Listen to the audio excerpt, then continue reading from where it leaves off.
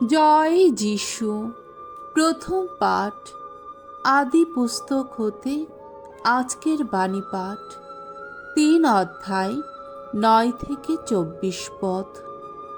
ঈশ্বর মানুষকে এদেন উদ্যান থেকে বের করে দিলেন। মানুষকে এবার থেকে মাটি চাষ করতে হবে।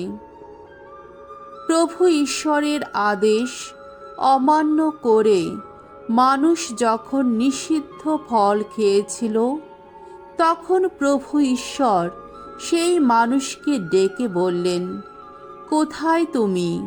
সে উত্তর দিল, উদ্যানে তোমার পায়ের শব্দ শুনে আমার ভয় হলো। আমি যে উলঙ্গ, তাই লুকিয়েছিলাম। প্রভু ঈশ্বর জিজ্ঞেস করলেন, তুমি যে উলঙ্গ, সে কথা কেই বা তোমাকে জানালো? যে গাছের ফল আমি তোমাকে খেতে বারণ করেছিলাম, তুমি কি তাহলে তার ফল খেয়েছ? মানুষ বলল, যে নারীকে তুমি আমার সঙ্গিনী করেছ, সেই আমাকে ওই গাছের ফল দিল, আর আমিও খেয়ে নিলাম। তখন প্রভু ঈশ্বর নারীকে বললেন, এ তুমি কি করলে? নারী উত্তর দিল, সাপটা যে আমাকে ভুলিয়ে দিল, আর আমিও খেয়ে নিলাম। তখন প্রভু ঈশ্বর সাপকে বললেন, এ কাজ করেছ বলে সমস্ত গবাদি পশু ও স্থলভূমির সমস্ত জীব জন্তুর মধ্যে তুমি অভিশপ্ত হয়ে থাকবে। যতদিন বেঁচে থাকবে, ততদিন বুকে ভর দিয়েই চলবে তুমি। ধুলো খেয়েই থাকতে হবে তোমায়। তোমার ও নারীর মধ্যে, তোমার বংশ ও তার বংশের মধ্যে আমি এক শত্রুতা জাগিয়ে তুলব। তার বংশের মানুষ তোমার মাথায় আঘাত হানবে, আর তুমি তাদের পায়ের গোড়ালিতে ছোবল মারবে। নারীকে তিনি বললেন, আমি তোমার মধ্যে জাগিয়ে তুলব তীব্র গর্ভ যন্ত্রণা। যন্ত্রণার মধ্যেই সন্তানের জন্ম দেবে তুমি। মনে মনে তুমি স্বামীকে পেতে চাইবে, অথচ সেই স্বামী তোমার উপর প্রভুত্ব করবে। তারপর আদমকে তিনি বললেন, স্ত্রীর কথা শুনেছ বলে যে গাছের ফল আমি তোমাকে খেতে বারণ করেছিলাম, তুমি তার ফল খেয়েছ বলে তোমারই জন্যে পৃথিবীর মাটি অভিশপ্ত হয়ে থাকবে। যতদিন বেঁচে থাকবে, ততদিন তোমাকে কষ্ট করেই তার বুক থেকে তোমার খাবার জোগাড় করে নিতে হবে। ওই মাটি তোমার জন্যে ফলাবে যত কাটা গাছ আর শিয়াল কাটা, স্থলভূমির যত উদ্ভিদ, সেগুলোই হবে তোমার খাদ্য। মাথার ঘাম পায়ে ফেলেই তোমায় মুখের খাবার জোগাড় করতে হবে, যতদিন না তুমি আবার মাটির বুকে ফিরে যাও। কেননা ওই মাটির বুক থেকেই তোমাকে যে একদিন তুলে আনা হয়েছিল, আর সত্যি তো ধুলো তুমি। ধুলোতেই তোমাকে আবার ফিরে যেতে হবে। পরে আদম তার স্ত্রীর নাম রেখেছিলেন হবা, অর্থাৎ জীবনময়ী। কেননা সে জীবিত সব মানুষের জননী। প্রভু ঈশ্বর আদম ও তার স্ত্রীর জন্যে চামড়ার পোশাক তৈরি করে তাদের তা পরতে দিলেন।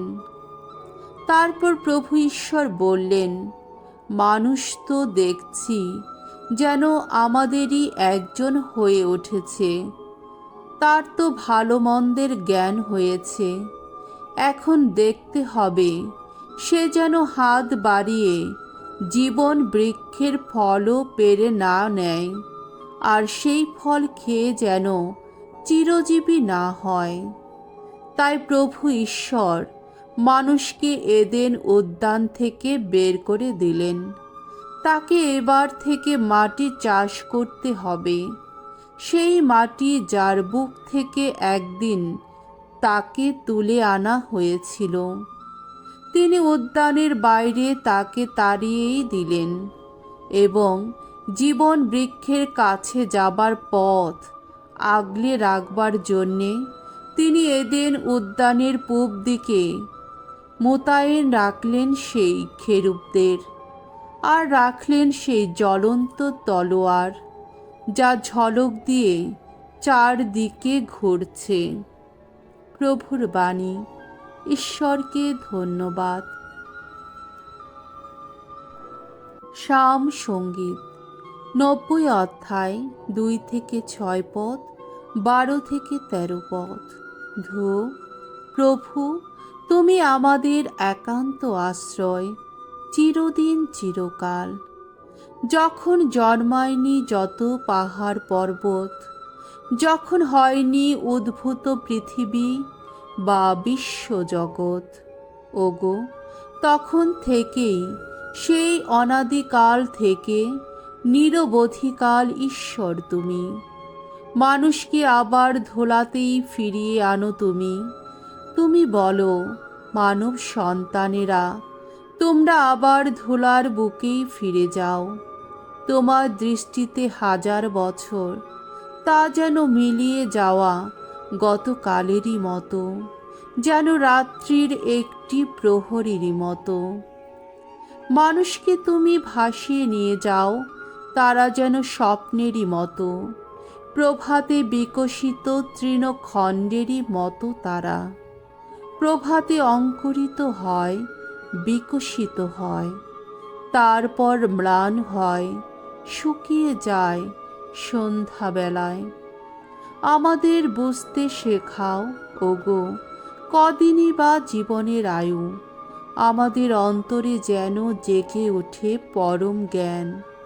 ফিরে এসো, ওগো ভগবান, আর কতকাল? তোমার সেবকদের দিকে মুখ তুলে চাও একবার। বাণী বন্দনা। জয় জয় প্রভুর জয়।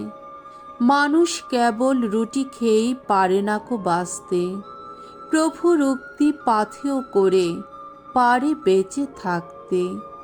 জয় জয় প্রভুর জয়। মঙ্গল সমাচার।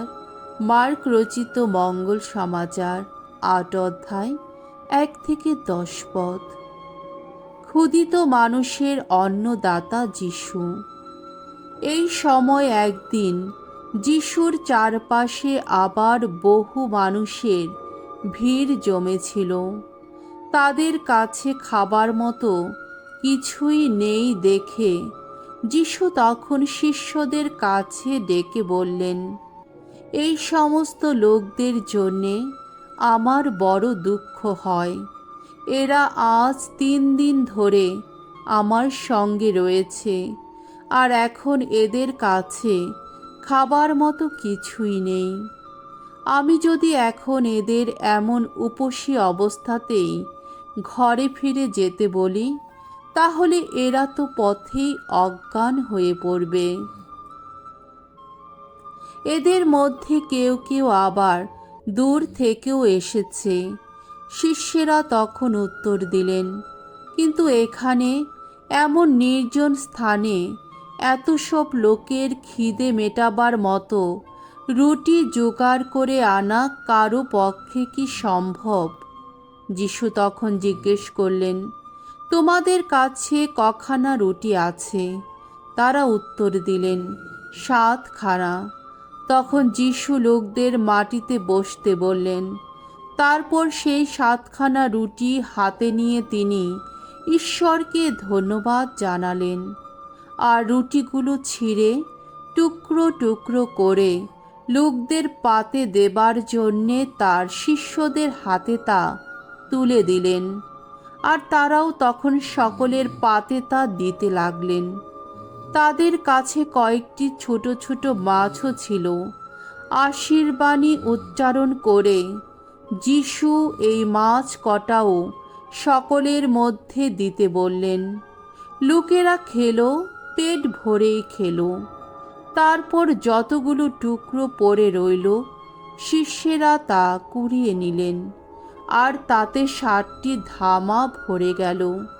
সেদিন উপস্থিত লোকদের সংখ্যা ছিল 4000-এর মতো। যিশু এবার তাদের বিদায় দিলেন। তারপর শিষ্যদের সঙ্গে তখনই নৌকোয় উঠে তিনি দালমানুথা অঞ্চলে গেলেন। প্রভুর মঙ্গলময় বাণী। খ্রিস্ট প্রভু তোমার প্রশংসা হোক।